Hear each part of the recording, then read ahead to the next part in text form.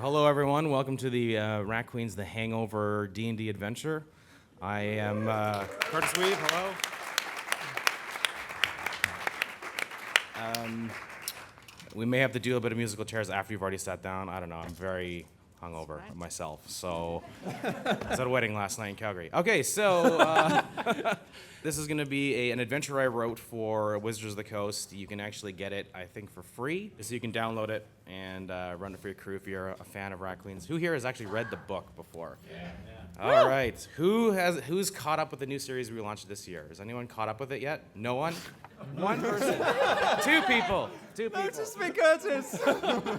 So there's only two people that are caught up, but unfortunately... Oh, over here. Okay. All right, so what we're going to do, the two people that are caught up, even though you've already read it, you get a prize for being caught up. Oh my goodness. These aren't out yet. They don't come out till Wednesday, so you can get a signed copy of Volume 4. Wait, sorry, this is really unprofessional. Does that include me? No. That's fine. I know. So what we're going to start off, we're going to do is a little bit of a game here. Each of the characters has a top trait in the top right corner. I want you guys to read them out and as a group decide who is the most like that trait at the table. So let's start here at the end. Actually, why don't you guys introduce yourselves and then we'll read the traits. I'm Cynthia Hornbeck. Hello, I'm Pip Warr. Sorry. I'm Matt. And I'm Quinns. All right, let's start here reading traits, and then you guys can juggle and figure out who's who. If someone is in trouble, I'm always ready to help. It's not me. I am horribly, horribly awkward in social situations. Wow. Despite my noble birth, I am not above others. We all have the same blood. I don't think that's you. I watch over my friends as though they were newborn pups.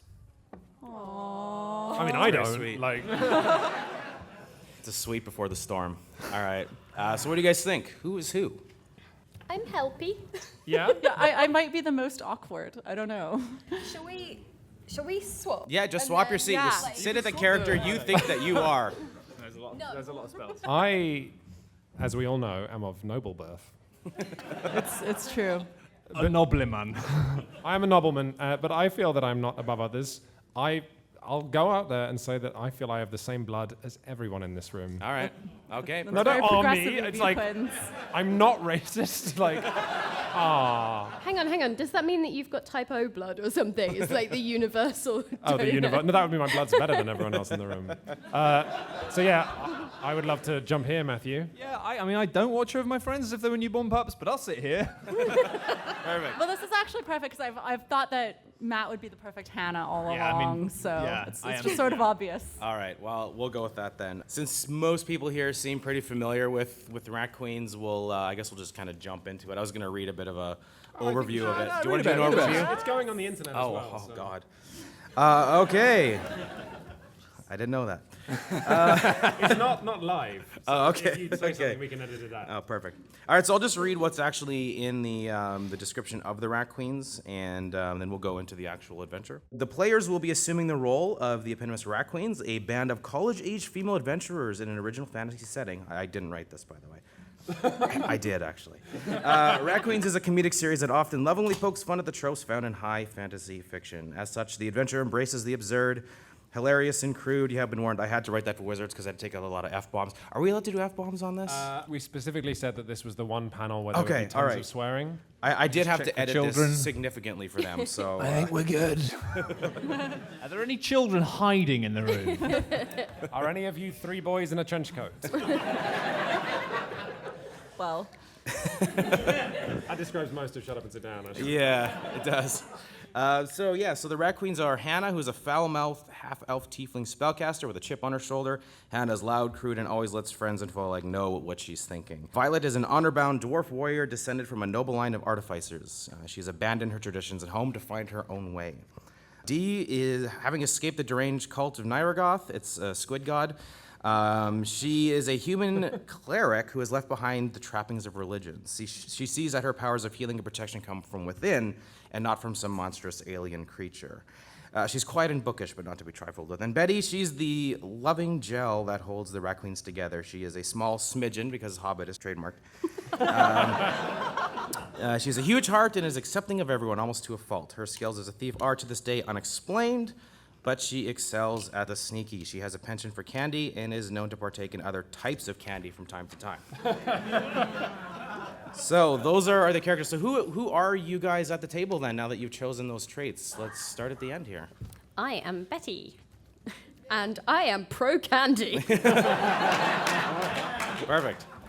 I have to say, having read the first kind of book of the anthology, like, is that how people describe these things? I'm not a comic book reader, I must admit, but I really I hate them. I really enjoyed it, and yeah, I was already thinking that character reminded me a lot of Pip, just in the nonsense, really. But way pervier. Oh, God.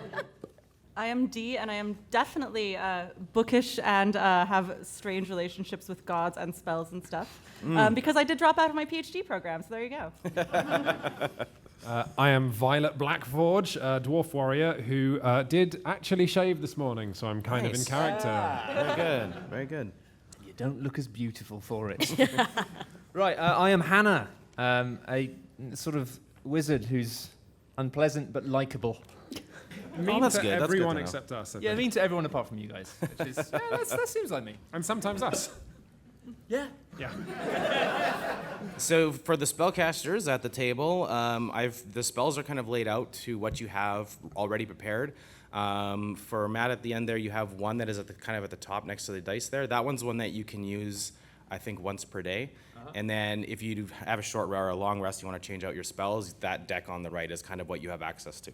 And then I think yours are all just kind of laid out. Have you guys played 5th edition Dungeons & Dragons before? Once. Once, okay. Well, you don't have a We spellcaster, so it didn't should be a make little it bit to easier. Fandolin. All right, well, let's get into it then, shall we? Let's do the Hangover. It's been a good God's damn day. A fresh 500 gold pieces in your pocket after another successful adventure, killing something or other. You and the rest of the team have gathered in the very packed Black Satyr Tavern on the eastern edge of Palisade. It's the usual crowd, alcoholics and the people who love them. As you settle in, you see a pretentious noble, likely of the awful merchant variety, and his crew of lapdogs watching you from across the room. They are very clearly eyeing you up. For what reason, you don't know. A heavy-set, bearded human comes to your table. He looks tired and hungover. He places the drinks you ordered in front of you, and those assholes across the way still keep their eyes locked on you. What you worry about in the moment, because for now, you raise your drinks and prepare for a long night of harrowing debauchery. So that is where we're going to start the little adventure. You guys are currently in the tavern, and you've already maybe had one or two. You're feeling the booze kick in a little bit, and you've got some gold to spare. Yeah. What do you do? Booze license in this venue doesn't allow us to drink on stage. Rock and roll, baby. Let's do this. I think we should check for a pub quiz machine. Whatever the non-machine electrical version It's just of a that would very be. lonely bard in the corner of the room. Throw 2p in the bard. Yeah, exactly. And he's not specific about where he wants you to put that, but Can I just just throw pick some a coins place. at the bard?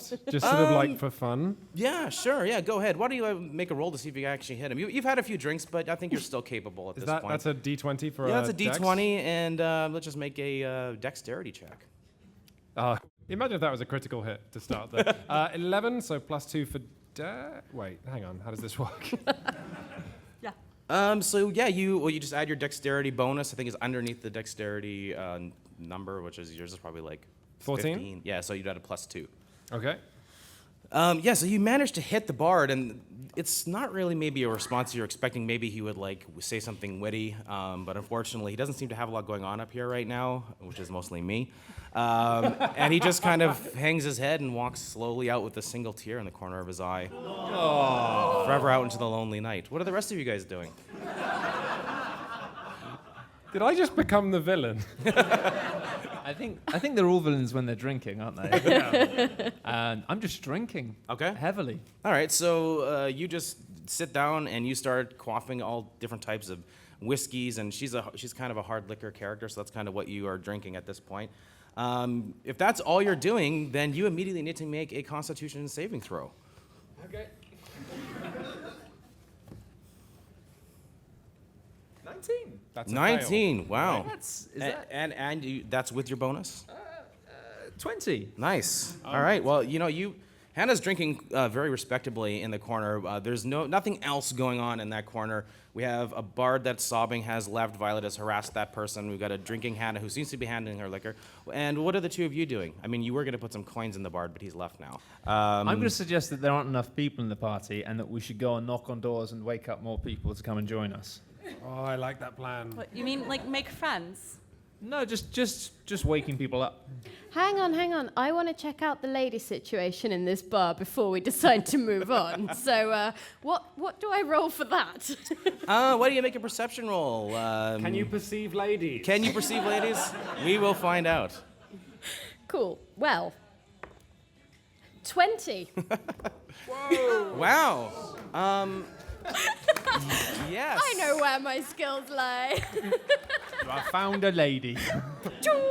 All right, so you perceive, yes, there are a few lovely ladies throughout the establishment. In fact, it's fairly, it's starting to get a little bit busier as you guys sit around and, drink the night away. And yeah, you spot a couple of younger ladies, human size, but that's never stopped you before. And, but yeah, they come into the bar. It looks like they might be on for a girls' night out, kind of like you guys are. Yeah, and there's two of them. They're both human. And they're dressed fairly plainly. Looks like they don't have a lot of money on them, but they are going to drink the night away anyway. I would like to invite them to join our party. Okay, so you walk over to them. Hello. Okay, let's get a charisma roll there. I should have used my 20 on I that. know, really, I know. shouldn't I? 17. Okay, and add your charisma bonus, which My is I'm not enjoying rolling all +3, these so dice 20. like for this 20. because we're just getting a lot of high numbers here out of our system.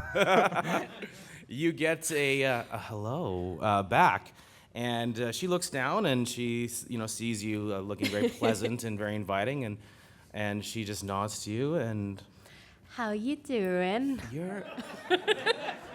you're Betty from the Rat Queens, right? Uh-huh. You've heard of me. Oh yeah, I've heard of you. Good Can I get you a drink? Yes. So she does. She buys you a drink. She fishes around in her little coin pouch and produces the one coin that she has in her coin. And what? she puts it down. Oh. I'm Hey. a bartender, whatever this can buy me. Yeah, no, I see this and I just signal to the bartender, no, I've got this. I'll be like, that ain't buying you shit.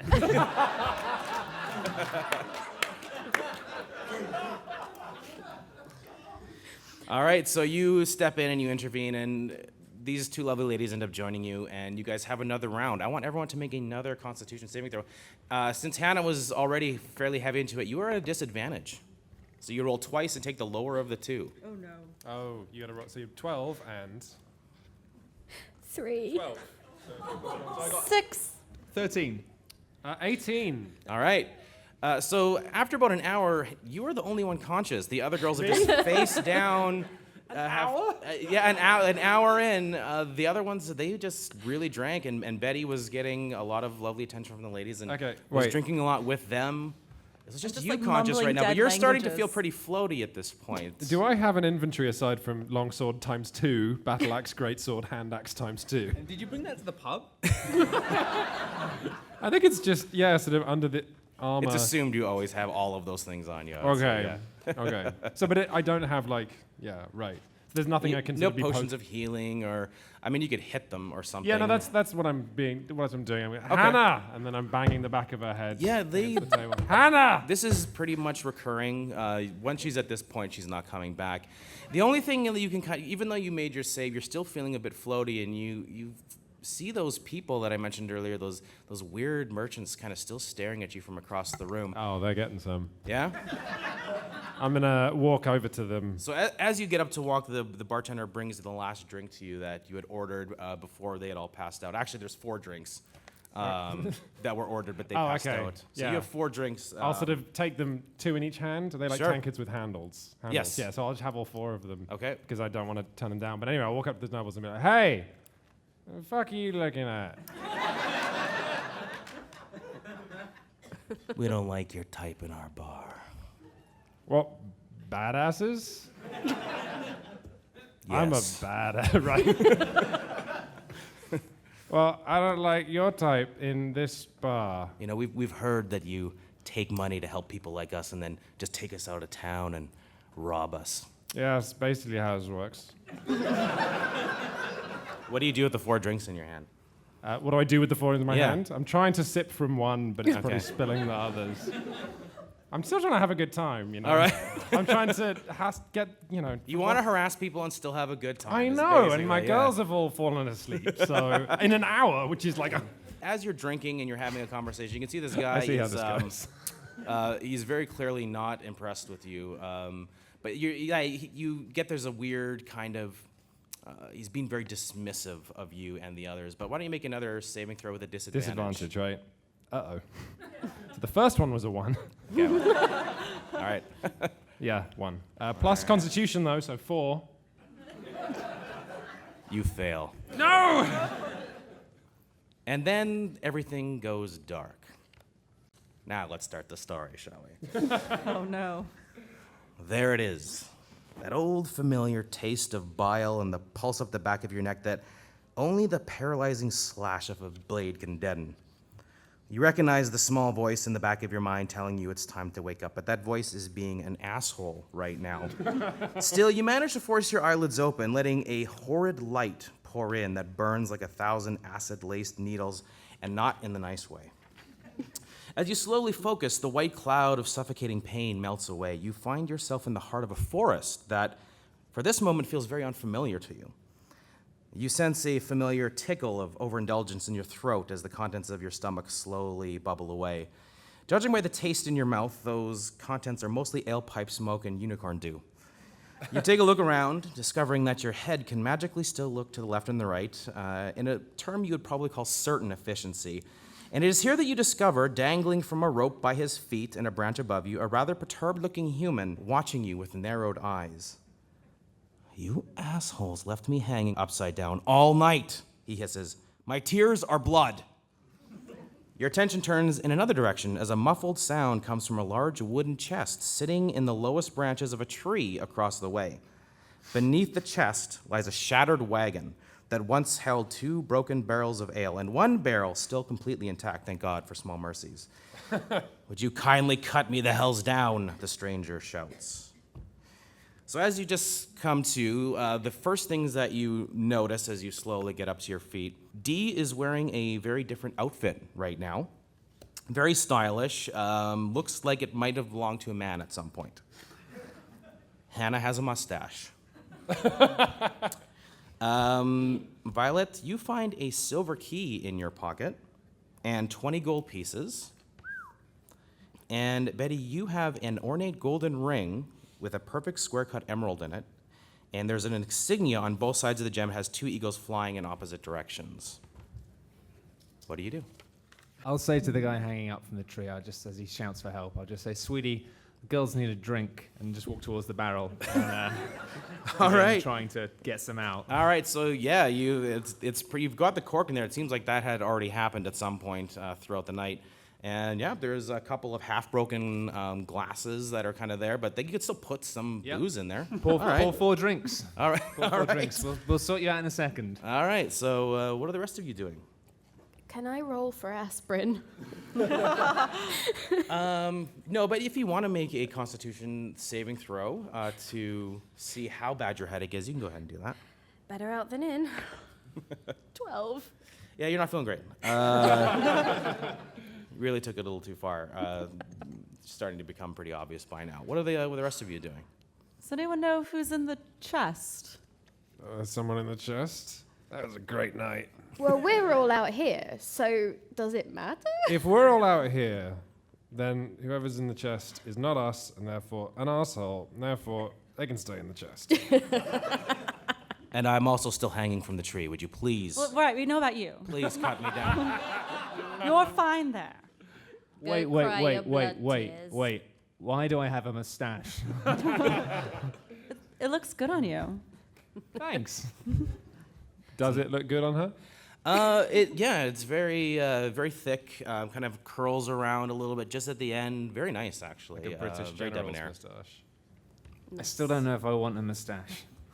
No offense, Violet, but I don't know if I'm ready for a mustache. It is, as you test it, it's actually affixed. Like, it is a genuine mustache on your face. It's not like you put one on there. I'll just sigh and drink more. All right? Can I ask the tree dude what his name is? Tree dude, what's your name? He crosses his arms, still upside down. My name is Drake, and I would very much appreciate if you got me back to my family. Do we recognize him from last night? Nope. Is he hot? Let's find out. No. In fact, I can probably show you what he looks like. That's him. That's the guy that's hanging from the tree. A murmur of thinking, oh, he's cute. It looks like he might have a razor with which to shave the mustache. He Though I still think does. you should keep it, Hannah. Well, I have so many swords. Do you want a Wait. sword? Hang on, wait. If you just stand near that tree, I could probably take it off with one throw from the hand axe. You're keeping that hand axe away from my face after you've had this many drinks. Can we get this guy out of the tree? I'm getting pretty tired of listening to his voice. Okay, no, screw this. I'm going to take one of my hand axes and throw it to try and cut the rope that is tying him to the tree. Wait. Before we do that, can we get him to promise not to report us to the police for whatever it was that might have happened? Because, after the axe, we might not have that luxury. I mean, it's the rest of him tied up, like are his hands behind his back and everything. Yeah, no, his hands aren't tied. It's around his ankles, and he's just hanging. Oh, well, then I'd from like the to tree. tie his hands behind his back first. Oh, okay, sure, yeah. So you tie, you find some rope in your bag, and you tie his hands up behind his back. He is still hanging from the tree. Do you want to throw an axe at him? Are you Yes. at the Oh, rope? wait. I have something called rustic hospitality. It feels like that might be a thing that we Oh can my God. employ now. What is that? I don't know. I think it's a threat. Is it a threat? I think it basically means if you've been at a place before, you have like advantage on like charisma checks with the locals and that sort of thing. Oh. I don't think you can apply rustic hospitality after you've just tied someone Yeah, up. it doesn't. That feels did it. pretty Definitely doesn't rustically apply in this situation. hospitable. Hospitalized? You're getting confused with hospitals. Right, axe. 17. All right, so you hurl the axe. I was hoping for a 1. You hurl an axe, and it cuts through the rope with ease, and he drops to the ground. Let's see what angle he hits that ground at. Oh, it was a natural 20. Is that a good or bad thing, though, in this case? We'll say he lands okay. He lands on the back of his head, and he grunts as he hits the ground. He's like, oh, thank you. Now, if you would kindly bring me back to my family, I would be much appreciative. Let's get going. And he kind of stands up. His hands are still behind his back. He still has his ankles tied, so he's kind of hopping like a worm. No, into the- I'm sorry. I have to cast Hold Person on him. I can't have that. Okay, all right. You cast Hold Person on him, all right. He just goes face first. He freezes, and he's like, shit, and goes straight Good. face first into the ground. He stops moving. Good. Maybe he'll stop talking, too. Could I Very climb? loud, wasn't he? He was. I'd like to climb the tree and see what's in the chest. I'm sorry, I have this whole insatiable curiosity thing. All right, so why don't you make an athletics check to get up at that tree? So, 14. All right, so you pull yourself up into the tree and nestle yourself next to this fairly large chest. It's nestled in branches. The branches are heavily swaying under the weight of whatever this chest is and whatever is in it. But you can hear some muffled voices inside. I open it. It's locked. Oh, God. I have a silver key. Oh, wait. Hey, Violet, Yes, D. can you come up here and help me with this chest? Nope. I'll throw you the key. Sure. Is that a roll? Yep, do it. Oh, dear me. That's a 13 plus All right. dex of 2, 15. No problem. You hurl the key. You easily catch it, and you want to try it in the lock? Yes. All right, so you click it open, and the chest lid is... Wait. Stop. Don't open it. I'm going to open it slowly. No, we locked it last night. If the key was in my pocket, we locked it. Well, how come I don't know what's inside then? Because we were drinking. Drank a lot. Are you sure drunk us makes the best decisions? No, but we have reasons. decisions. And sober us don't make good decisions either. I'm just going to look and see what's inside, and then maybe what if there's candy inside? I hold Drake in front of me like a human shield. Okay, all right. Yeah, sure. He's kind of on the ground, so maybe you just I'm gonna crawl under him. under, Okay, yeah. fair enough. Yeah. That makes sense. You crawl under the paralyzed stranger, and you love are going to D&D. open up the chest. All right, so you crack it. How far do you open the top of the lid? This much. So you open it up, and all you see is a pair of eyes looking back at you. Let me out of here! Why? Because you locked me in here last night and it stinks. That doesn't seem like very good reasoning. Are you all right? Like, are you broken? No, but it's very Okay, packed then in that's here. what Please was let told. us out, please. Nope. Shut. Lid's shut. Locking it again. All right, locked it up. And you hear more muffling coming from side. I'll throw Hannah the key back. Yeah, you're right. We don't need to unlock that. They can step out. It's fine. All right. Does anyone remember anything? Hang on, Drake might. Hang on. Wait. Hang on, Drake might. Drake, who can still talk even though he's paralyzed, says, a lot of you came rolling down the road late last night. I was having a meal with my family on the side of the road. You had that chest with you at the time, and you promptly abducted me and brought me out here and hung me upside down for some reason. We did that? Why did we do that? I don't know. Sounds Someone like, with a soul would not do sounds something like like it that. was the street meat portion of the evening. So, I do want to wake people up. Maybe we woke him up. And he didn't want to party? Maybe. was he a bartering tool? Did we try and sell him for kebabs?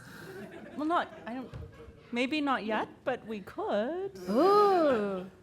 Please don't do that. Okay, well then, what about the person in the chest? Yeah. I have no idea. You had the chest on the wagon when you abducted me. My poor children screamed in aghast horror as you stole me away into the night. Oh, it's not funny anymore. It's okay. We abducted the guy in the chest. He didn't work out, and so we abducted this guy who was easier, and we only had to hang him by a tree. We were on a roll. Sounds pretty competent of us, if you ask me. We got someone into a box. We kept the box. We didn't lose the box. Okay, That's true. so- They were safe, and Yeah. Well, Violet does have. She wants to be a common folk hero. The common folk must see me as a hero of the people. So at this point, I think Hannah's a slightly bad influence. I'll actually be feeling bad about what we've done. I'll open the chest. All right. And see what's what. I'm getting down from the tree before you open that chest. I'm not having any. Do you want to Alright. push the chest out of the tree? It's just so much physical exertion. I will for this push the chest out of the tree. You will push the chest out of the tree? Okay, I want you to roll some damage. You're going to roll a d6, and that damage will no, apply to NPCs whatever's in inside. D&D have like 3 hit points. Just a 1. It's fine. Okay. It's fine. They're just bruised. They're all dead. No, I'm just kidding. You push the chest out, and it smashes, it hits the ground, but it doesn't break. It just hits with a heavy thud. Lands right in front of Violet. Do you Okay, I'll pop it open. All right, so you use the key, you pop it open. And now that the lid is fully open, it's not just one, but there are 8 smidgens that were packed inside. Oh my god. And they I all told you kind of we start shouldn't open to it. like pour out like clowns out of a circus car. And he dusts himself off. He looks rather annoyed, pretty perturbed. And he's stretching himself out. All the other ones are also stretching. They're doing a lot of kind of yoga stretching. And yeah, they're now out, and he looks at you, and he's like, we paid you to do a job for us. Now when are you going to finish that job? Told you we shouldn't open it. I paid you 20 gold pieces. Oh, bother. I'll take the 20 gold pieces out of my pocket. Okay? That's the 20 gold pieces that we paid you. I think it was a job well done. No. Fair enough, and I'll give him the gold back. No. You signed up for a job. You finish the job. We must go back to Frontier. You must get us into the town. You don't tell a woman with a mustache what to do when she's hungover. It is an honor. It's a duty that you must finish this job. For the Mandinis. Don't be so For the loud. who? Mankinis. Stop everyone talking loudly. You want us to get you into a town. Yes, that's what we paid you to do. Right. Which We one? know that. This is a mistake. I can sense it already. We Okay. paid you to sneak us into a town called Frontier. You guys probably know that town. It is a town that's about a day's travel south of Palisade where you operate. And it's a shithole. Well, Oh, who's frozen fall over, dude? I pointed at the guy. I don't know who that is. Shit. So, we go back to Frontier, you sneak us into town, do the job. Drake, good. where did you say you were going? Frontier. No, Drake. Is Oh, Drake. Yeah. Well, you can just take me back to the road where you abducted me. And you know what? Don't worry about it. I'll just let me go. I know my way.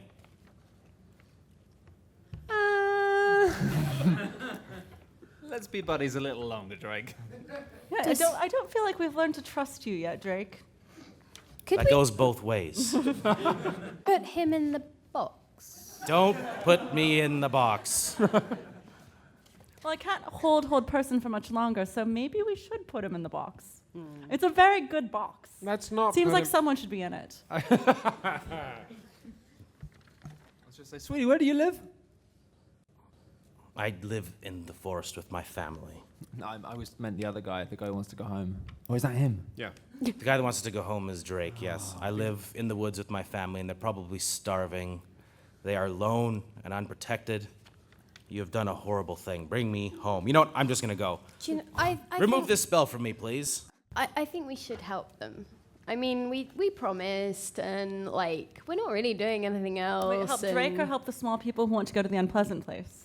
I don't know. I'm just generally throwing some helpful vibes out there, and just whichever one is going to be the least painful with this awful hangover. I mean, in the mood. I feel like getting rid of Drake, and we could just drop him by his home, and then he wouldn't be our problem anymore, potentially. We could. And he's loud and whiny. He really is. Okay, so team meeting. Let Drake go. Help the Smidgens. Get paid. Yeah. Have a nap. It's almost as though you wasted your sweet, precious fucking time around in the woods much of the previous night instead of trying to find a way out of them. One of you apparently thought taking the wagon completely off road would be a fun adventure, and now you're God's knows where in the middle of a forest with no trail to guide you. And while paying attention to the tiniest details is often a wise choice, on this day, the morning of the great hangover, you can't help but wonder if the ogre with two goblins in a backpack that suddenly crashes through the trees towards you is the punctuation at the end of the statement, "I'm never drinking again." So, this is what we call initiative. Please roll. You roll your d20 and add your initiative bonus, which is marked on your sheet somewhere at the top in the middle. 6. 13. 12. 23. Oh, sorry. 23. 23. All right. I'm good at luck. Betty, what do you want to do? I mean, I think I'm still under Drake, so I should probably rectify that. Okay, so you're you can crawl out from him for free. Okay. No awesome. problem. Yes. He's bound and cast a spell on him. So there is actually a grid there. Just kind of tell me generally what we'll do, and I'll move you around and make it nice and simple. Why don't you make an attack roll with your short bow? Okay. So it's a d20, and then you add, it's listed on your sheet there, your bonuses and the damage So it it's does. 17? 17, Yeah, yeah. that is a hit. You fire your bow, and you hit the first wound of the game. Roll your damage. Yay. 1. Plus 3. Plus 3, so 4. 4 damage. Were you shooting at the ogre or the two goblins that are on his one side of the Ooh, shoulder I each? hadn't thought about that. I am going to shoot for the goblin on this side. Okay, all right. So you hit him, and you just hear kind of in the distance, "Ow!" He is actually just going to run towards you, and he just stops dead in front of Hannah. That's his whole action, because he has to run. However, the goblins that are not going to stay on his shoulder, we're just going to put them back here. They are going to both fire shots, one at Violet and one at Hannah. The first one Hannah, you definitely take a hit. Okay. One of the arrows hits you for 3 points of damage, and nope, Violet, you do not take damage on that one. It just soars over your head and hits a tree behind you. Can anyone else see this in like the comic Rat Queen style? It's like really vivid in my head. We have Hannah and Dee. You guys kind of go both at the same time. What do you guys want to do? You're right Are you here. gonna magic missile him or something, or what are you thinking? I don't know. It's Dungeons and Dragons. You get like loads of spells and you just don't know what to do. Because I think what I want to do is just unleash a giant sort of gargantuan thunder cube. Yeah, treat yourself. Right underneath the sort of right behind and underneath the ogre's crotch, if possible. So like right here. Yeah. All right. So you're doing a his thunder groin wave? is sort of dangling Yes. into the thunder cube. All right. So both the ogre and his two associates would be in the area of this thunder wave. What is the saving throw on that? It should list it on the spell card there. Constitution saving throw. All right. So first the ogre. No, he misses, and then the oh my god. I didn't roll higher than 10 on that. That's great. They are all fully affected by the full blast of that thunder wave, which means this guy actually does fall over. We'll just do that. Well, and I also have destructive wrath. I really hate being annoyed when I'm hungover, obviously. So I do a full 2d8 thunder damage, so that's going to be 16 thunder damage. All right. Just right up under their crotches. You kind of hear this sound from the shoulders, as two things explode in mist on either side of his shoulder. As he goes straight over on the back of his head. He's still there. These guys are not. They were not super effective. All right. Hannah, you've got a giant ogre ass in your face. What do you want to do? Firebolt. I mean, it seems nice. Yeah. You gonna Set fire firebolt to him? his ass. All right. So you need to Thunder make and lightning, a magic attack. You have a bonus, I think, listed on the second page at the top. Should say your magical attack bonus or something like that. Oh, it's good. So I roll it. Yeah. Yep. I mean, it's kind of. Oh, it's a 13. It was a 1, but then Quinns hit the table and it jumped to 13. So I mean, that's legit. Yeah. yeah, it's fine. Yeah. It's that now. So go for it. You hit him. You hit him with the firebolt. Roll your damage. I think that's a. I don't That's a know, maybe- D10. It's a D10. Yeah. Go for it. It's a 10. All right. Excellent. So you basically ignite all of the clothes on his posterior, which is great for the damage that you do to him, but unfortunate because there's nothing left covering it anymore. All right, sorry, that might have been a bad idea. Violet, you are up. Oh god! I will actually say, "Oh gods!" as the dangling ogre member is swinging around. I'm gonna just go at it with my battle axe. Bacon time. Ogre bacon. In what way is this Is bacon? ogre bacon a thing? It's his What bum. do you think bacon is made of? Bum. Let's go. That's is it plus strength for yeah? Yeah, the attack bonuses are listed next to your weapons there. Oh baby, a 13. Yeah, that is a hit. He is down and out, and you hit him right in that exposed ass. How much damage? Only 5 points of damage. Okay, and you added your bonus to it Yeah. too? Okay, 5. All right, he grunts in pain. It goes, very lonely. So, top of the order, Betty. Hello. I would like to shimmy on up that ogre and stab him in the eyes. So currently, his face is right at your feet there because he's literally, I don't know how the physics works, but his legs are right up in the air. His face is currently like, he's almost like a tree at this point. Doesn't make any sense, I know, but here we are. So his face is right in front of you right now. You just want to sure. you just want to stab him in the face? That's nice. Yeah, go for it. That's nice. I'm going to use my short sword because that's potentially more damage. I was going to roll a sweet. This is it's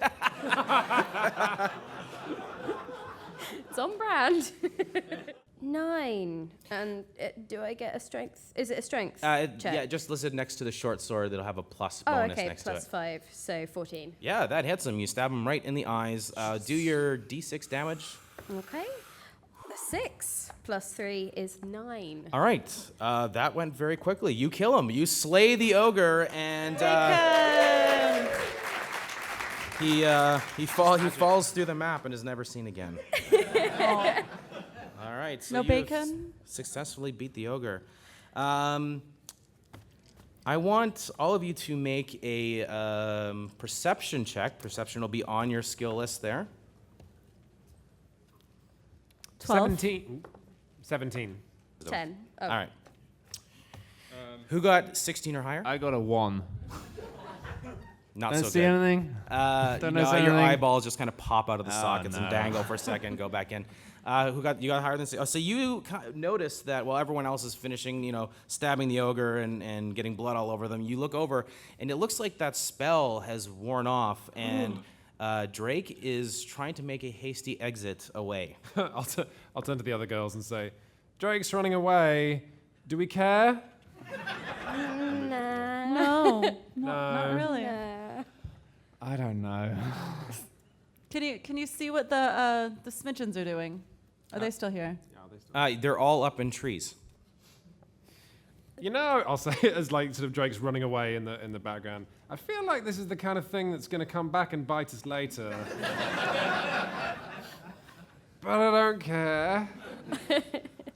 I'm What in do the you mood do? for going and dealing with dangerous, horrible people until this hangover gets shaken off. So let's take these people, put them back in a box, and get them wherever the fuck they want to go. Oh, wait. Can we repair the cart? No, it's been pretty much smashed to pieces. It hit a tree and was like kind of cloven in two, and the wheels all shattered. They kind of all came off at the same time and hit a tree individually and smashed. So Can Dee or Hannah magic a way to carry the chest? Because I'm not carrying that shit. Not so much over here. We'll find another chest. Let's just get walking. Is there anything that we can take from the wagon? there is that remainder keg of ale that hasn't been smashed. That's still there if you want. Oh, we should just drink that now, right? Okay. All right.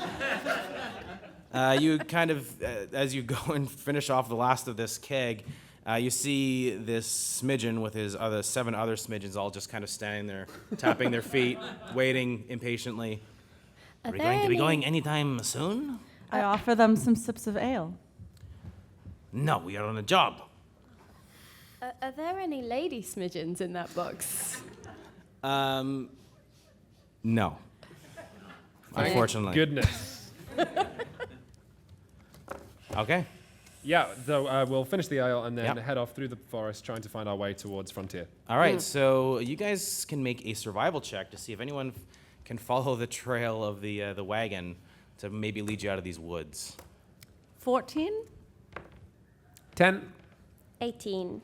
All right. 18. All right, 18. so most of you find the trail that leads you back through the woods, and sure enough, yeah, you find a direction that you must have come from where that Drake said that you had captured him. So you continue along that way. It's pretty quiet going, and there's not a lot going on. You have a nice buzz from the remainder of that ale that you decided to finish off. But is there anything in particular you want to do while you are walking through the woods and following this trail? You've been walking for about an hour at this point, but not too much that you've seen that's out of the ordinary. I'm trying to recall my mustache situation. I'm just Yes. there I straight forgot about that. being like, have I done this before? Well, how do you get Violet? Do people just get mustaches? Is that a thing? This is some of your magical bullshit. I don't do magic mustaches. It's not my thing. No, that's what you always cast at the Orcs. You cast magic moustache. No. How much of that ale did you drink? Hello. I have another question, which is, whose clothes am I wearing? Oh yeah. And where are mine? Do the smidgens know?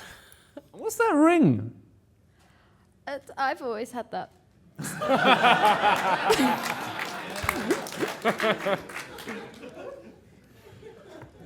Do we recognize the clothes that Dee is wearing in any way? No, it does look like somebody who's trying to be very fancy. A man is trying to be very fancy, but not quite pulling it off. Is there a name label? Have they sewn a name label in? That would be helpful. There's no identifiers on there at all, unfortunately. As you continue on through the woods, trying to figure out where the mustache came from, whose clothes Dee is wearing, ahead, through the brush and bramble, a group of rough-looking bandits appears along a road that breaks out of the forest just ahead. They look determined, possibly concerned, but definitely annoyed. In fact, the variety of expressions on their faces suggests that someone has recently upset their lives with much assholery. They talk among themselves, and as you stalk quietly closer, you can make out their frustrated conversation. I think the tracks lead this way. How many heavily loaded, wildly swerving wagons do you think came this way in the past several hours? Possibly 2, sir. There's a silence. Fucking hate you, Alan. The 5 bandits trudge deeper into the thick woods, and as luck would have it, in your general direction. It seems they're following a rather obvious trail that a wagon, likely yours, left behind. Are any of them hot? No. Should we try hiding? Yeah, so keep down, girls. I don't think we want this kind of trouble. Yeah, I'm gonna shimmy up a tree if possible. Okay, you guys are all going to try to hide? Yeah. Why don't you make a stealth check for me, please? 10. 17. 20. 6. There's a woman over there. D. All of you seem to be hiding fairly well, but Dee is kind of just going like... Can't decide which tree, and she's caught. Well, as soon as they say there's a woman over there, I'll just stand up and go, "What's up, dickheads?"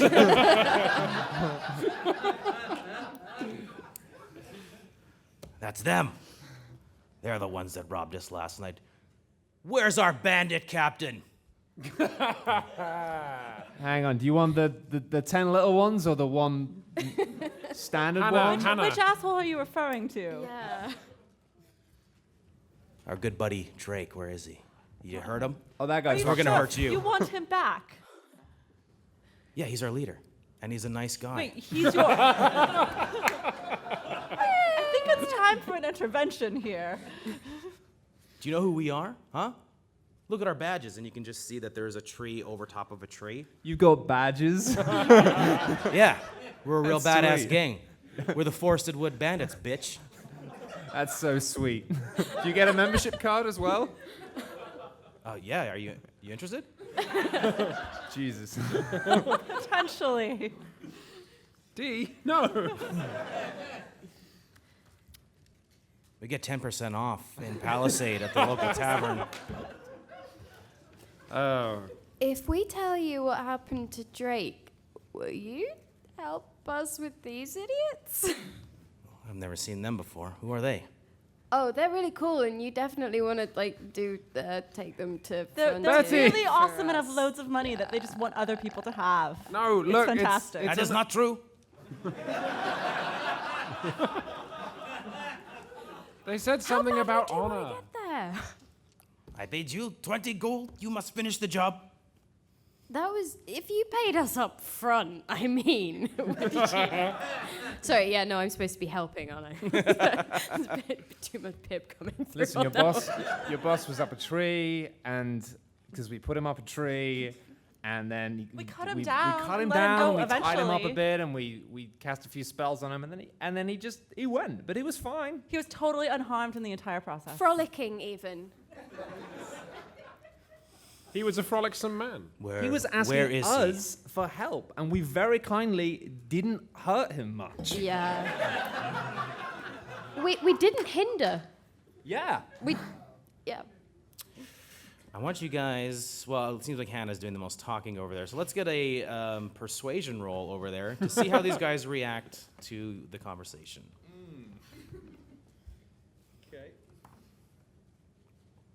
It's an 11. 11? They seem kind of indifferent. They're nodding and just like, paying attention. But at the end of your sentence, they just, so where is he? What did you do with him? Because if you hurt him, if he's dead, we're going to have to make you dead. We got to work on that slogan now. Yeah, I know. We just let him go. I mean, if he Oh, hasn't you come... did? Yeah, if he Oh, okay, hasn't yeah, come cool. back Alright, to you yeah. by now, that might be your problem. Okay, sounds good. All right, see you later. And they just walk off into the woods. Those guys are the worst. They have badges. Yeah. 10% How at come the no one local in this tavern. forest is professional at all? What were those goblins doing on the ogre? Did I dream that? They popped like berries. Yeah, that was gross, D. Don't do that again. So you found the road.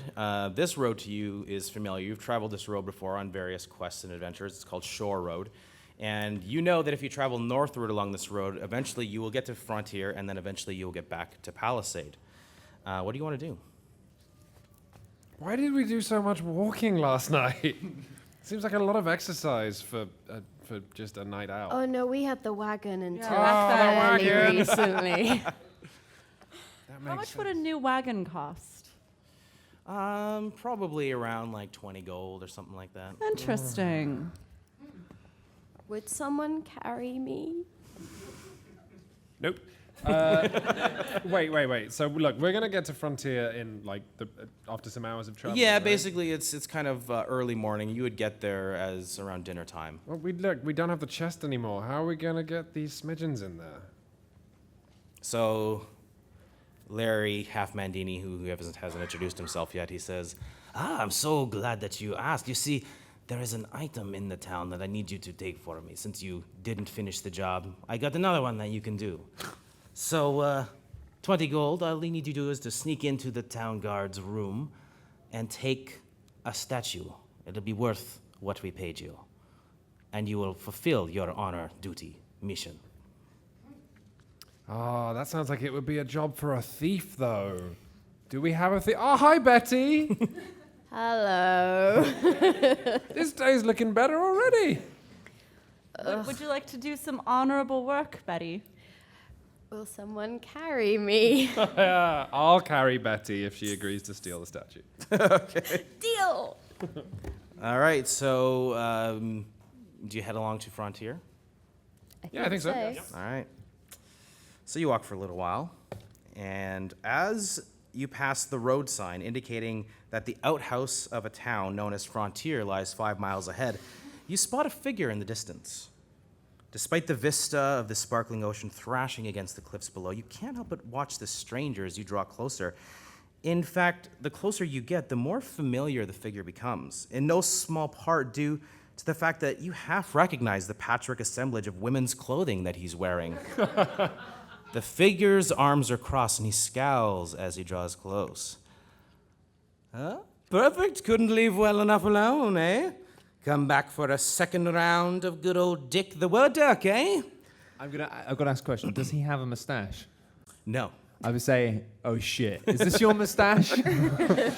Let's hope to the heavens that I don't repeat my mistakes from last night's word circle dirk. Double or nothing? And the question I have for you, ladies, is forwards or backward? Ladies, it's over. We found the biggest arsehole of all. Which one of you guys fucked this guy? Because we're going to have words. D, are those your clothes? These are exactly what I was wearing yesterday. I've always worn these clothes. I've had them since I was 9 years old. So he's standing there, and he's got this giant, pleasant smile. He's very excited that you have returned, and he's just standing there waiting for an answer. Is he anywhere near a tree? No, he's just standing on the side of the road. There's an Oh, open annoying. plain. You see the ocean in the distance. D, did you bang that word jerk? I think I'm gonna draw my scimitar and hold it up against his throat. Oh, what's... This is no Shut up, bitch, and swordplay give me back my contest. clothes. Very well. You can have Go- them back if you want. And he Just starts go behind the tree. No, No, go. there's no tree here. You can All see right, very just- clearly. we're gonna turn our backs, just strip, and leave them by the side of the road. I presume you've seen it all before anyway, D. So you hear him shuffling around and then takes off the clothes. All right. I'm gonna turn around and grab my clothes, All right. So you take your clothes back. He has none now. and then wave, and then just can we walk off. Yeah. All right. You're just going to leave him behind. Okay. You get your clothes back. He says, but wait, my honor is on the line, please. But now I have 2 outfits.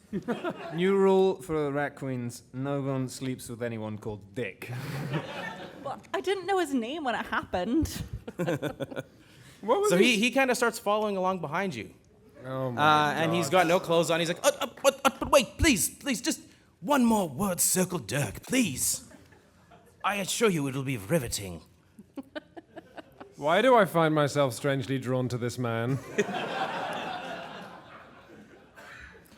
You gave me a thorough walloping last night. The 4 of you have left quite an impression. Oh, so maybe it wasn't just me. We circle dirked for hours. It was an amazing experience, and many words were thrown around, big words and small words. I don't think I want the answer to this question, but I'm afraid I'm going to have to ask, what the fuck is circle dirking? You said the same thing last night. Look what's happened now. Well, since you trounced me last night, I've been sitting here thinking quite deeply about the words that I would choose for each of you, as I got to know each of you just a little bit in our conversation. A circle dirk is where I present a word, and you must spell it correctly. Oh!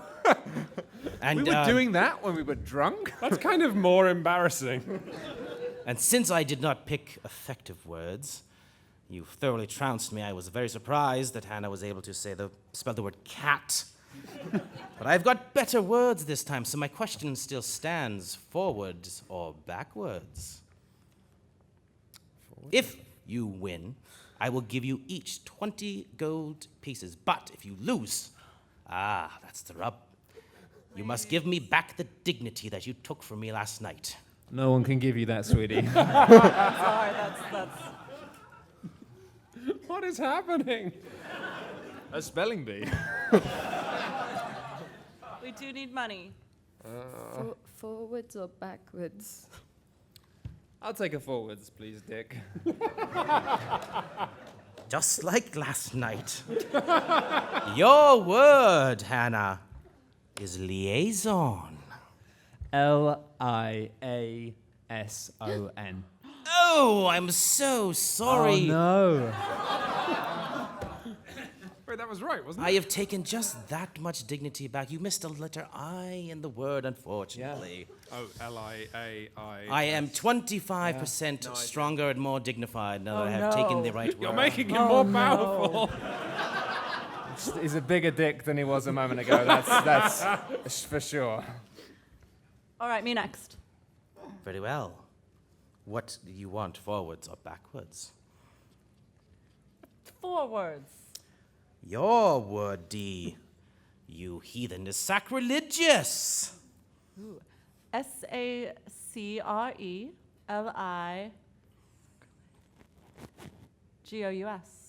No. Unfortunately. No, G-I-O-U-S. There's multiple I's. There's so many I's.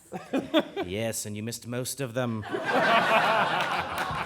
50% charged. I feel the power coming back, even though I have no clothes on. You're right, you don't. You still don't. Who's next? Can I punch him? Yes. Yes, you did last night as well. In fact, you drove over me with your wagon. But the thing is, have you heard what I do to people with an excess of eyes? You said the same thing last night, actually. Shall I give it a go? Oh, go I on, mean, Betty. I can't. Yeah, I mean, I think asking people to spell with jet lag is apparently evil. But, go for it. Forwards. Yours, Betty, Please be cat. is minuscule.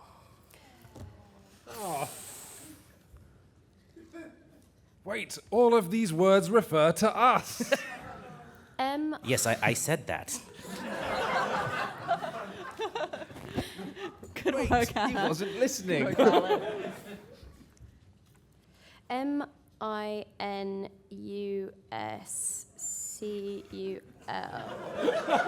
No writing air or on the table. Yeah, I'm like, I can write, yeah. Is that your final answer? Did you add an E on the end? I didn't hear. Yes. You liar. But I show my work. very well, you have 20 gold pieces. And he reaches into his pocket and produces 20 Wait, what coins. pocket? Which pocket are you referring to there, Kurtis? Come from. There's a pouch there. All right, Violet. Why do I have to? This is peer pressure. I'll do backwards, please. Yes. Yes, Violet, you showed me your very effective skills with your swords. Your word backwards is technique. EUQINHCET.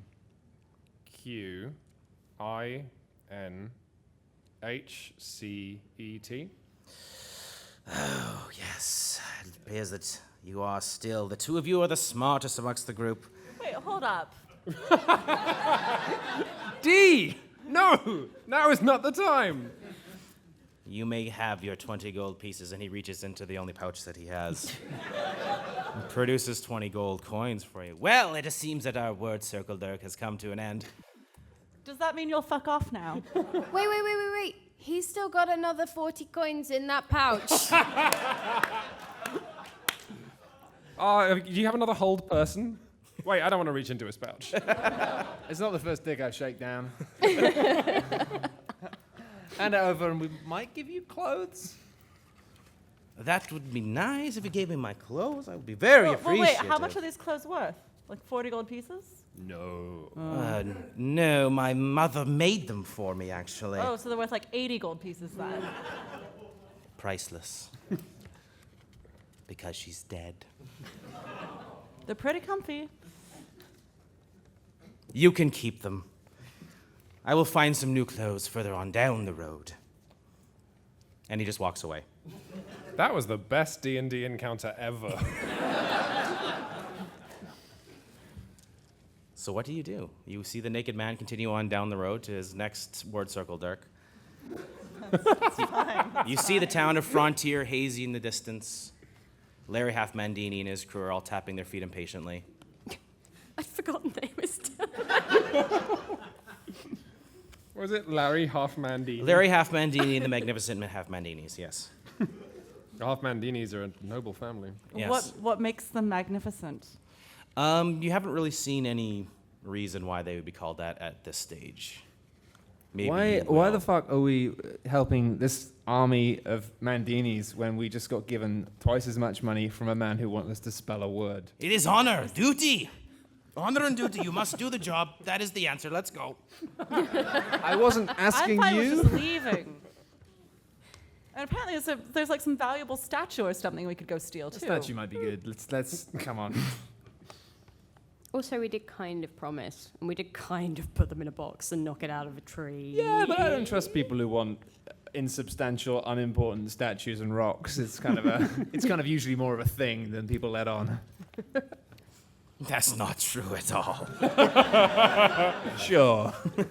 We'll continue to the town All of right. Frontier. As you approach the edge of the dog turd known as Frontier, with its manure-stained thatched roofs and equally stained people, Larry and his team of circus performers come to an abrupt stop. His somewhat joyful demeanor, I don't know why that's not even true, changes as he plants a fist on the pommel of the short sword at his side that you had not noticed until now. Now, let's talk about what you owe us. We paid you to sneak into this burg. You never delivered. I figure since we paid you, I'll need to find another way to earn that coin. He pauses and scratches his chin. He's already kind of gone over this, but we're going to read it anyway. There's a lockup in the center of town, protected by the bumbling morons that would call themselves the Town Watch. Larry huffs while throwing up air quotes. Go in, retrieve my gold statue from the guardhouse, and bring it back. Simple. All the loose ends are tied up in a nice little bow. Or, and he taps the pommel of his short sword. Is he threatening us? Are you threatening us? Are you threatening us? Maybe a little bit, yes. He's Just a little. threatening us. He's threatening us as much as he can. If you care so much about gold, why didn't you just follow that guy doing the word stuff? We were locked in the chest. We were giving you hints while you were having the word, Dirk, so we helped you, so you must help us. Yes, that is what happened. Sure it is. We were giving you clues. Lifelines, if you will. That's Okay, that well, sounds great. Okay, I was like, okay, who wants a statue? All the Mandinis put up their hands. Yeah, we get that. is there anything you can tell us about the guardhouse or like anything that would actually help us with this, right? Well, there are 3 men that guard this building, the town watch. Sheriff Anwan, who is a dick. Sam, who is also a dick. And Francis, the dickiest of the dicks of all 3. That is all I can tell you. There are 3 of them. They are not very nice. But we believe the statue is in Sheriff Anwan's office upstairs. Very simple. Just go in, take it, come back here. Yeah, Betty. Yeah, Betty, can you do this so we can fuck off these guys? Beg your pardon? Fuck them off. Look, it's been a long day. I've got a mustache. I've got lots of people who keep harassing me. Okay, There's okay. so many of them. Well, if I'm gonna have to do the thieving, you guys have to do the distracting, right? Sure. Seems fair. In All that right. case, yeah, let's get in there. All right, so you head towards the town. You see the guardhouse ahead of you, and it's a kind of like a longhouse, and then there is a second story that takes up about half the building. And there's a kid sitting out front, probably 18 years old. He's sitting on a chair, and he's got a long piece of wheat, and he's chewing on it, and he's got a sword at his side. And he sees the 4 of you wandering, and he kind of stares with wide eyes, and kind of sits to attention as you approach. Hey, kid, want to help me test a mustache?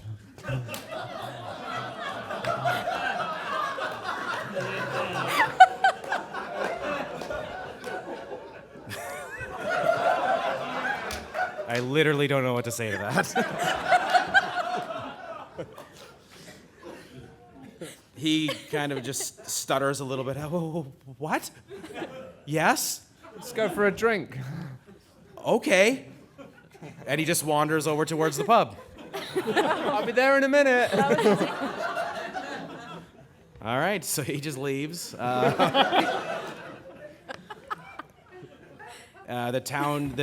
door I is... might keep this.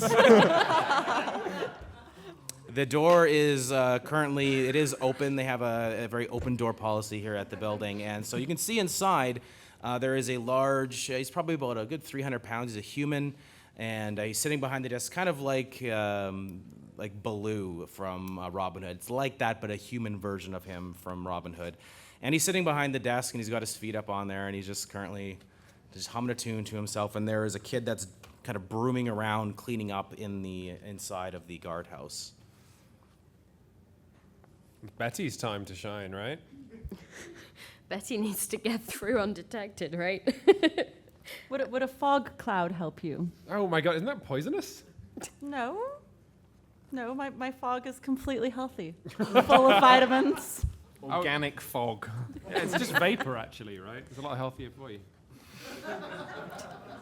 You hear a voice from inside the guardhouse. Hello, strangers. Hi. Hi. Don't get many visitors here in Frontier. What brings you to town? Come on in, ladies, come on in. Are they inviting us into the guardhouse? Yes, they are. Well, Yes, thank we you. are. What wonderful hospitality you You're have. very, very hospitable here in Frontier. Come on in. These guys are creeps. We get that a lot.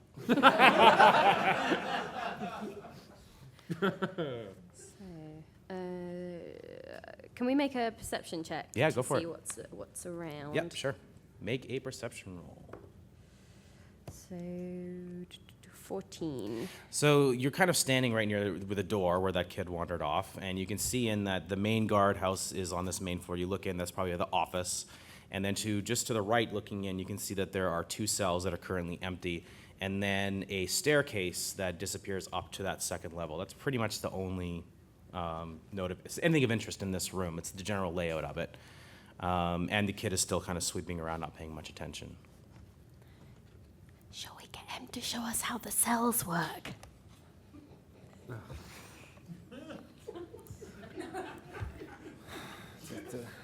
Okay. Hey boys, show us how do these things work, huh? I'll say, twiddling my mustache. He's definitely noticed that mustache, and he's keeping an eye on you. Very interested in you. And he says, "Oh, yes, well, come this way, please, ladies." This place is fucked. So I know one ever comes here. So he goes over to one of the or the cells where they would keep a prisoner, and he shows you the first one. Well, first what we do is we put a key Wow. right in this keyhole, and then you turn it, No way. and then it slides. And he makes that noise.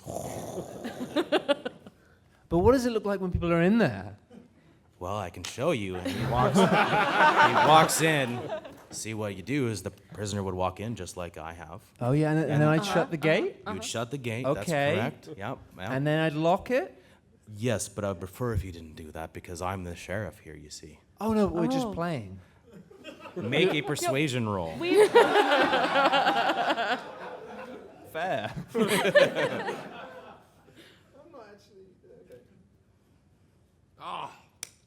That's 19. All right. Well, if we're just playing, then let's have some fun. He says, hey, Francis, why don't you get in the other one, and we'll both be the prisoners today. Oh, now we're talking. So exciting. Francis is muttering under his breath, this is fucking dumb. That's why nobody respects anybody here in Frontier. So he gets in, and you lock them both effectively into the chambers. Okay, boys, thanks. Now we're gonna go and have some fun. Are we coming too? I'll come back for you. We're just gonna have a costume change. We just have to do secret girl things. I need to pee. Very well. Well, there's actually a chamber pot up in my office if you would like to use it. Just right up there. Do. What do I roll for peeing? Oh, Oh wait, no, that wasn't what we were doing.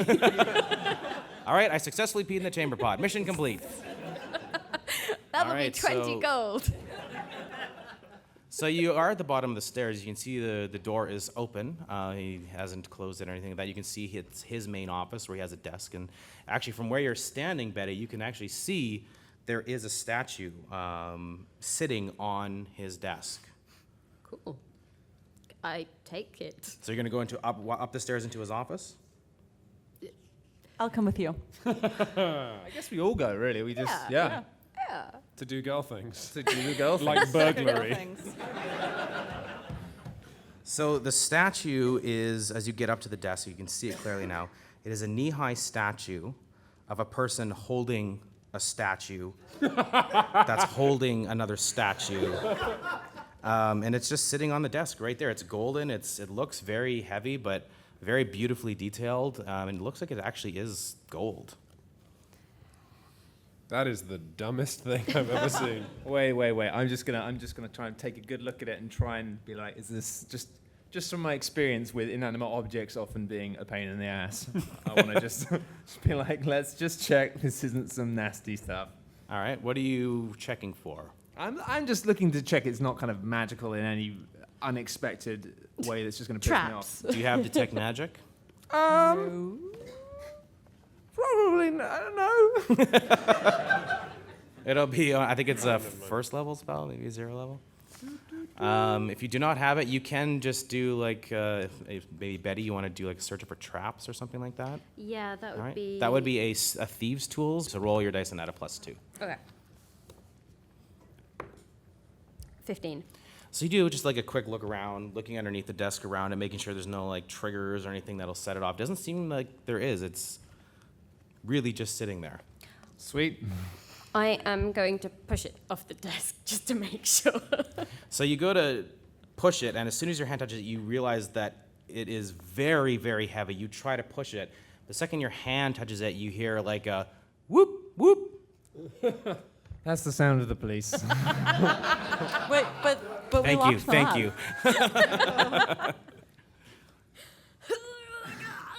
No, it's not happening. How the fuck did those little guys carry this? Seriously. And you can hear from down at the bottom, I hope nobody's trying to take my statue.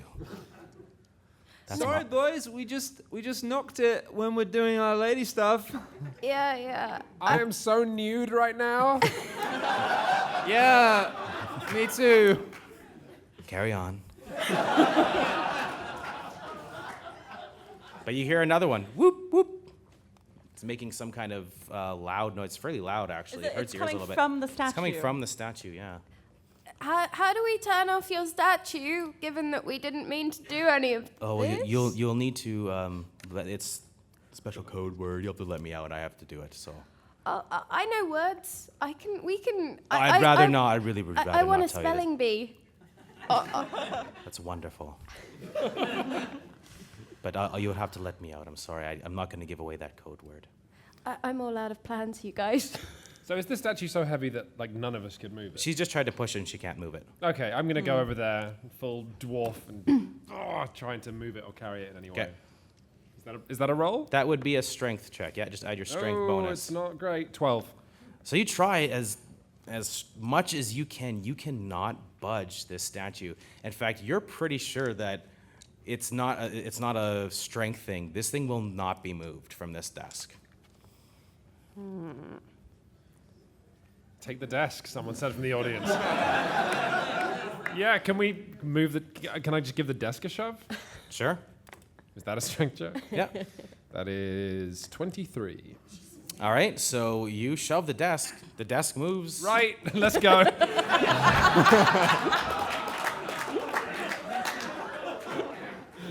Just carry the desk down the stairs. All right. So you're gonna try to fit this table down the stairs. Yeah. All right. So you start shoving the table, and you can hear, is that my desk moving around the floor? I thought we could We're, spice things up a bit. yeah. I'm starting to suspect that you're not who you say you are. That's true. We're from a home makeover show. This was a surprise. I don't believe that. This place you cannot improve on it. It's already perfect. At that, you hear a young voice calling down, "Sheriff, what's going on in here? Why are you in the cell?" And then you hear another voice, "Because he believed their story that they were. Please let us out." "Oh, of course. Why is the alarm going off? Is someone trying to steal that statue?" And the other kid says, "Yes." So you can hear the rattling of keys. What do you guys do? They're starting to get out of their cells downstairs. What about now for the fog D? Oh, yeah. You want to cast a fog cloud in this room? In this room, or should we wait downstairs to... Downstairs? Was there Yeah. a window in the office? Yeah, there is. There's a second-story window that overlooks the entire town. Currently, one of the windows is just kind of partially Just open. shout, window! Make a perception check as you look to the window. Ooh. Yeah, it's good. What'd you get? It's a 20. So as you say that, that's when you notice 8 pairs of hands climbing on the outside of the window, pouring into the room. It's Larry Half-Mandini and his 7 circus performers, and they are already, some of them are already in the room. You kind of turned at the last second, and then Larry is about 5 feet from you, and he's reaching for the statue. He grabs his hands onto it as you spot him, and he says, "Good luck picking that up," and you hear a bzzz, and he picks up the statue, and he's trying to run out the window. Help, help, smidgens are stealing your statue. I'm gonna run downstairs and be very panicked and point up the stairs in an urgent manner. I'll just look at it and go, fuck it, yeah. But not this one. This one is a cool smidgen. It's the other ones. All right, so the sheriff and the other 2 run up the stairs, and you see that Larry Half-Mandini and his crew are running away with the statue. They're about to go out the window, and are you guys just running down the stairs away from them, or what's the plan? We're just going to stand there as a pointing as if to go, whoa. Okay. Now that everyone's upstairs in a nice confined space, I will cast Fog Cloud. Okay. All right, you cast fog cloud, and a fog bursts from your hands, completely filling the room, and the sheriff's like, "Well, I can't even see where they went now." And the last thing you see is 8 smidgens go through a window and run off into the fields with the golden statue. Okay. And you can hear the sheriff go, "Godspeed, you fucking criminal." Why did they fucking hire us? I don't know. They seem fine. Well, you know what? It's done now. It's done. I mean, we actually made 40 gold pieces. And that Do you was guys a want to hang out success? or something? No. Okay. Fog is like a real turn off for me. Yeah. So, I liked it, but that's okay. Well, back to work then, boys. Let's head back. And he wanders down the stairs. The two boys, the one goes sits out front, puts a new wheat in his. The other guy starts sweeping. And you just hear, "Yep."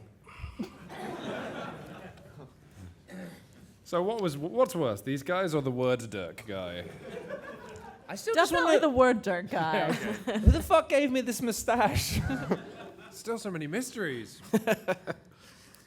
All right, so you guys know that Palisade is a short journey from Frontier. You could probably get there by nightfall. And that's a real place with like real alcohol and things. That's where you are from. That's where you were last night before all these ridiculous things happened. I think we've earned a drink. This was a success, you guys. Like this mission, we have overachieved. We have. And it was such hard work. And we've walked loads, especially me. There is a bar here? Yeah, it is, but they close at 6. What's the point? On to Palisade. Can I right? spend some of my money on like a wagon ride back to Palisade? Yeah, all the wagons are in use. They're currently hauling shit from the fields to one field to another. But keep in mind, in Palisade, we could get a wagon Yes. and drinks. This town is the worst. As you leave town, you see the back end of the sign says Frontier, this town is the worst.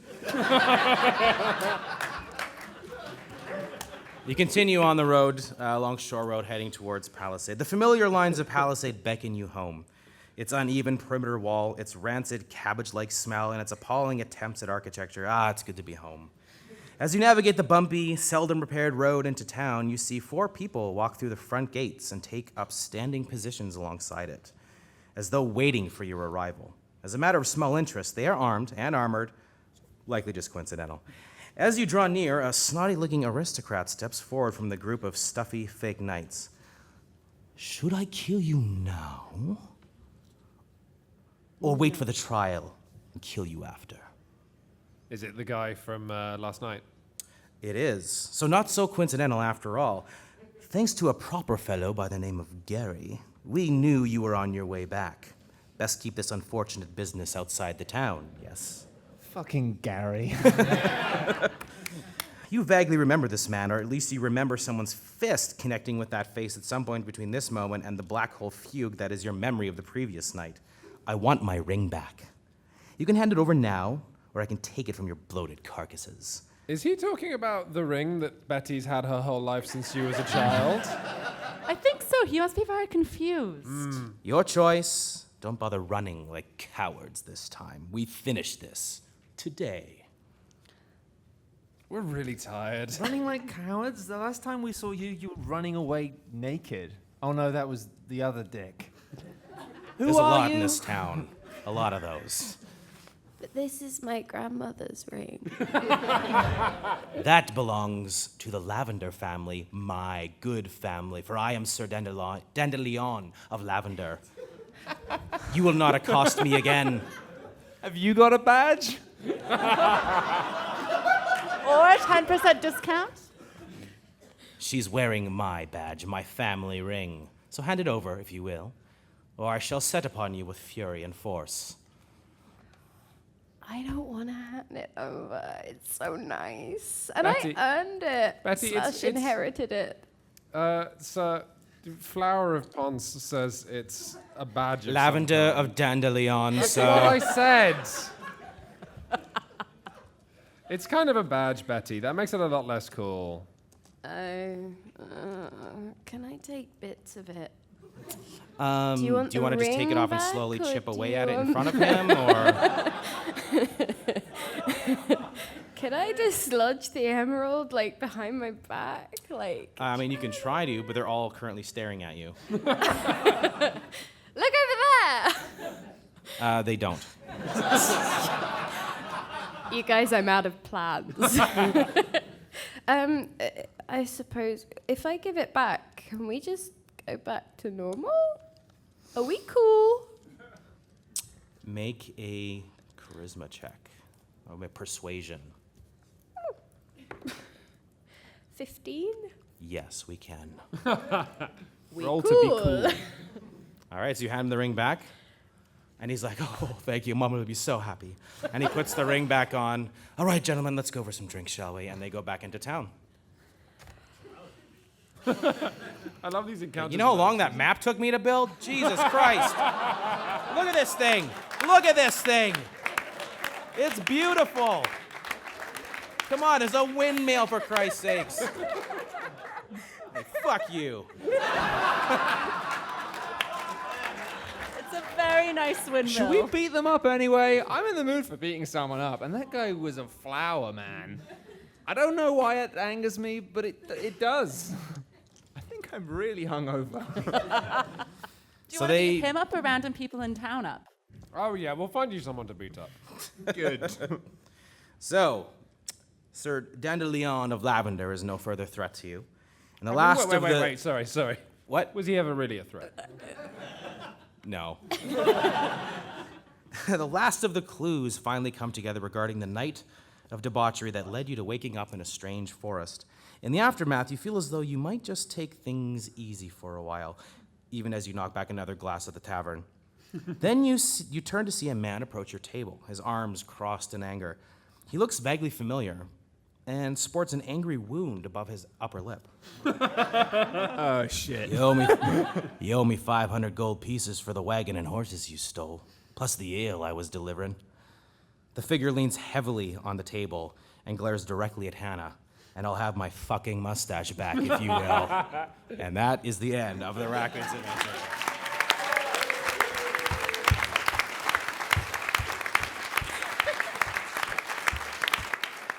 Thank you so much to Kurtis for coming along and doing that. Design It's an awesome. awesome scenario. So, how do you get your inspiration for zany adventures? Because it's easy to come up with the generic, oh, it's a bunch of bandits, and you gotta go with the cart, and that's really fun. Like, how do you come up with something so interesting? Well, it was kind of taking like standard and just encounters and scenarios that you normally get and trying to do something that I'd never really seen done before. So many encounters in D&D are combat encounters, and I very specifically didn't want to have a standard, just like a combat scene after scene after scene. I wanted to make sure that the thing about Rat Queens is I like making really crazy characters, so I wanted to make sure that all the characters were really like memorable and interesting, and that the encounters and the scenarios around them were very much about their personality. Like Dick the Word Dirk, for instance, was something that I laughed at myself, and I never laugh at my own jokes, but that made me laugh. They actually were trying to make me change that in the write-up because they said a circle dirk was they're like that. I think people, I'm like, come on, just let it. It's the one thing. Give me that. Give me the circle dirk. But yeah, it was just kind of taking the idea of the scenario being around an interesting character, maybe rather than just like a combat scenario. And there was obviously a combat in the scenario. I kind of wanted to have one thing where they got to use their abilities and stuff. But really, it's a role-playing scenario. And when I run games, that's my favorite thing. I don't care about the rules. I don't care about combat all that much. I just like character stuff. Fiasco is one of my favorite games. So, yeah, that kind of thing is more up my alley. So memorable characters is like the way I would always try to write a scenario like that. Thank you. Yeah.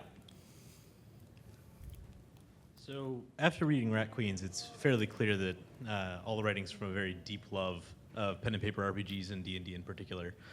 So with that, can you kind of go into your history with pen and paper RPGs and maybe where you started and kind of what led you to want to make Rat Queens? I was raised fairly religiously, so I wasn't allowed to play Dungeons and Dragons.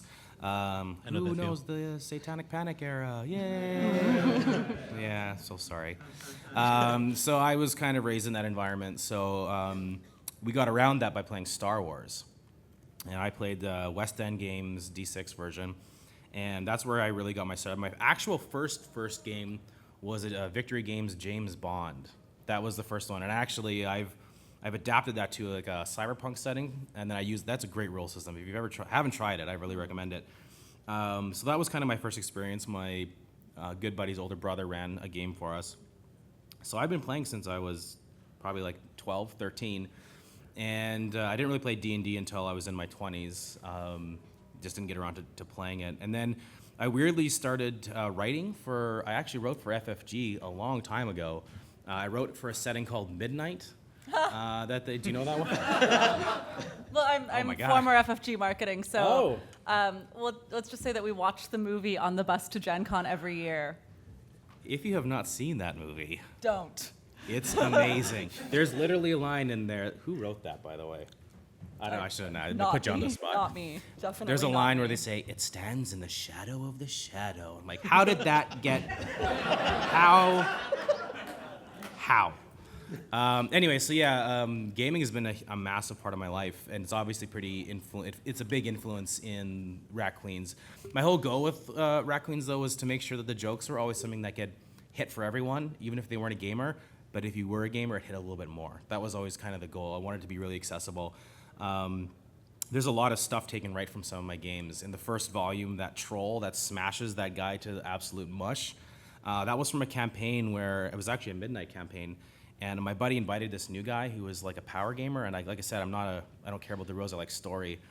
So that scene where the troll smashes, that actually happened in my game. This guy just built them, like he made an unbeatable character. And so they went into this like underground lair. Like it wasn't even that, it was very, very shallow, but there was a cave troll in there for no reason because I wanted to kill that guy so bad. So I put him in a place where he couldn't move around, and I just mashed him with a hammer, and it was so satisfying. And then there's a scene in the Braga one-shot that we did where she does this battle cry, and that's my buddy played this paladin with a 9 dexterity who couldn't move in his armor, and he was like really charismatic, but his speeches were terrible. And he was literally he was fielding this army against like this most powerful demonic horde that was going to take over the world. And he rallied the last few men together, and he stood on the rampart wall, and he said, "All right, men, a lot of good men are going to die today. Let's go!" And that's actually in the book. So yeah, so there's definitely like a clear homage to some of the stuff that I find really funny about D&D. Like one of my favorite tropes in D&D is in the book you have dwarven ale, and it's so hilarious. Like, do we have human ale? It's so funny to me. So there's a joke about that. Like, do we only have one name and it's dwarven? So just stuff like that I like to poke fun at lovingly because it's obviously something I love a lot too. All right, thanks. You're welcome. Howdy. Hey. So this encounter was kind of a nice glimpse of something that may not have gone as expected. Did anything else in that scenario today not go as you expected? I was a little concerned that they were going to leave the half mandinis in that chest and just walk away. I thought that was legit going to happen. That was probably the closest. The one encounter that's always very, very different when I've run this a few times now. I did a live stream with Misclick's Twitch channel, and I ran it for a couple of my friends as well. And each time the scene is with the town guards getting the statue, it goes down different every time. No one has ever let them get away before, though. I don't know. It's like they paid us and they demanded to do the job, and then they kind of did the job themselves. It's just like, done. Yeah, it's not. We didn't steal it. Everything's fine. That's true. Yeah, but it went. Like, every time I run it, it's a little bit variation on it. But that scene in particular is always different. You guys actually had a funny reaction to the word Dirk. You literally were just gonna walk away from that one too, and I was like, oh no, you don't. Hi. So you had actually touched on this a little bit yesterday, but you said that you really love, the role playing and the story aspect. So what, in terms of systems, I mean, like you said, D&D tends to be kind of combat and really skill heavy. What kind of systems are you looking for when you want something a little bit less dice rolly, but not just straight storytelling amongst your friends? Like I said, Fiasco is like the go-to. I am lucky to have lots of like filmmaker friends and writer friends that it's just an amazing experience pretty much every time. You still get those bad games of Fiasco where you get halfway through and you're like, I don't want to finish this. This is awkward. But mostly it's a really good game. What I actually do is I often kind of mash my own systems together. For instance, I'm running a game right now that is a mash of old mage, with an 1850s Western using the Star Wars narrative role-playing dice from FFG. It works surprisingly. So I like I really like that narrative system, the narrative dice system by FFG. It's one of my favorites right now for that particular thing. I've run a lot of the Star Wars too, so that's a really good one if you want kind of a mix of both, where you have like skills and stuff that you're actually rolling for, but also the results are much more about how that story falls out of those results rather than just like a succeed or fail. Anyone else? Someone coming out. Oh, wait. Hi, 2 questions actually. This is I'm very new to this whole world. Welcome. And, Welcome. Thank you. Hi. Great to have you. Thank you. So, as the person in charge of the story, how many alternate branches do you have to prepare ahead of time? You know, like if they had left the box closed and just took off, and so as the writer, author, and it's definitely like as you do it more, it becomes a skill that you can just kind of roll with stuff, like just kind of whatever happens, you can just make stuff up on the fly. That's and what honestly, if you're really bad at making stuff up on the what's fly? that? What if you're really bad at that? You will learn. Seriously, you will. Like when I first was running games, when I was first a DM, I was mortified. Like I remember running a Star Wars game, and it was like they may as well just got on the train and just rode it all the way to the end, and they refused. Like they basically got off halfway, and I didn't know what to do, and so we all got mad at each other and didn't talk to each other for a few days. So it was like a bad experience, but I learned from that to be like, they clearly wanted to have their own say. So it's just kind of learning to like just little bits at a time, just like improvise a little bit here and there, maybe a character that you come up with on the fly with a weird accent or, like a funny quirk. And then the more you do it, I think the easier it comes to you. Like now I've been running games for 20 years and I never plan anything. Okay. I literally just go in and just let the players. Yeah, what I generally do actually, if you have been running a story for a long time, this is what I like to do. So, for instance, in the Western game that I was mentioning, I go through and I write about a 4 or 5 page like book that has just a ton of characters with pictures and like full backgrounds, needs and desires that they have, and then I put them in the town. That's what the Western story is. And I don't have a story. The characters go into that and they make the story. And people, the NPCs that live in that world, will react accordingly to the actions of the players. If you can get there, that's a really, really fun experience. But start off small. It does come naturally after time. I guarantee you, the more you practice it. And as players, I assume the same thing, because you don't know what's happening, right? It's all improv. Yeah, it's a lot of improv, and I'm not sure about you, Pip, but I know that Quinns and I at least both have improv sort of theater knowledge under our belts to some extent. I actually have quite a bit. I mean, it's basically just this principle of, it's 2 principles. Go with your first instinct. My first role-playing session, I had a complete anxiety attack and ended up crying in the bathroom for an hour. And I got over it, and this was actually not that long ago. Sounds like you're a writer. Yeah. But it's in the shower for us.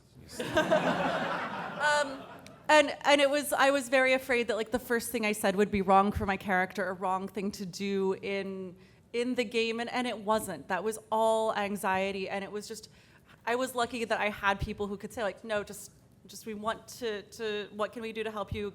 Just say the first thing on your mind, and that will be okay. So literally, just trust your first instinct. That's fundamental principle of any improvisational storytelling.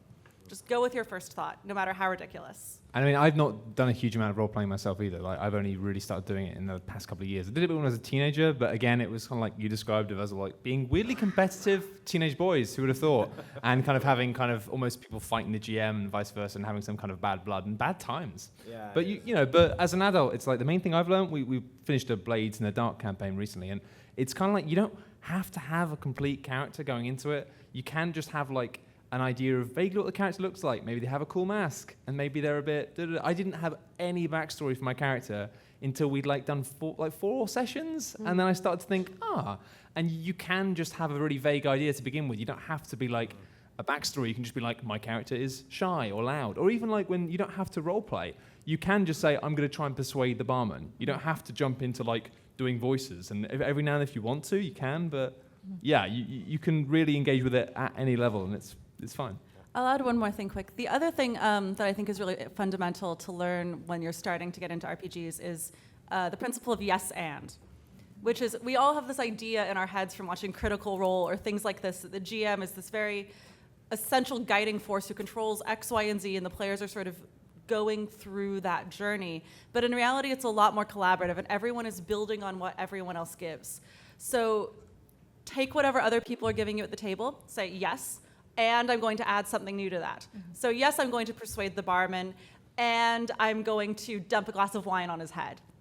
As long as you remember that you're all at that table building a story together, you'll feel a lot of that anxiety and that uncertainty diminish. Thank you. How's it going? Hello. Thanks for the signed comic. Hey, you're welcome, man. All right, so obviously Rat Queens being central characters since they are the Rat Queens. Yeah. Let's talk about the Daves. Sure, When will we see more of the world's possible least competent mercenary band of Palisade? I know Orc Dave is like the current issue, right? Yeah, we did the one shot for that character. The whole plan with those one shots is to do either like something experimental or for the story of side characters that we have big plans for down the road. So that Orc Dave one shot, it kind of has a lot of questions at the end. If you've all read it, those will be it's a big story point, and so we want to be able to flesh people out, but also like leave a little bit so that later on when we tie it in, it'll be like, oh, okay, that'll make sense.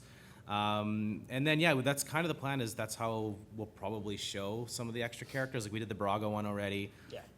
The next one's going to be an experimental one where we're going to do a Shadowrun version of the Rat Queens. It's just going to be it's going to be like a cyberpunk version. So like we're allowed to do that. Journal. What's that? I said you've been reading my journal. So yeah, the publisher's been really awesome with just being like, yeah, you know, whatever you want to do with the characters. So we'll do those kinds of things. We'll take like experiment and also do like bigger stories for the side characters. Like a lot of them have bigger stories that I haven't even touched on. Like Sawyer is a character that hasn't really been around in the newer arc, who has a big story that I still haven't been able to tell. Like there's so many of those things, and even like some of the other bands, right? Like the Peaches, right? They've kind of broken up their story around that as well, and we've been hinting at that a little bit between Braga and Tizzy, but yeah, we'll always tell a little bit as the story goes on, reveal more about all those kind of other characters, and introducing new ones. In the new arc, we introduced the chorus, and we'll be coming back to that. And I wanted this idea for like, you know, the Queens are kind of seem like the most competent as far as like getting the job done, but like the chorus is actually competent and they actually work together, and that's kind of going to be a point that's like, oh, we suck compared to them. So they're a team that's going to kind of be something that they want to strive for, people that they would look up to. So yeah, just more new stuff like that, and it's going to kind of evolve from being like an adventuring story to something just a little bit more. It's more character focused, I guess. We'll still keep up the ridiculous comedy and we got some really weird stuff planned in the future, but like the next arc is weird, man. I kind of apologize in advance because it's like weird in a way that I like, and I don't know if anyone else is gonna like it, but I think it's good. Gets a little existential, you know, a little bit nihilistic. Yay! Yay. Awesome, thank you. I think this is last question.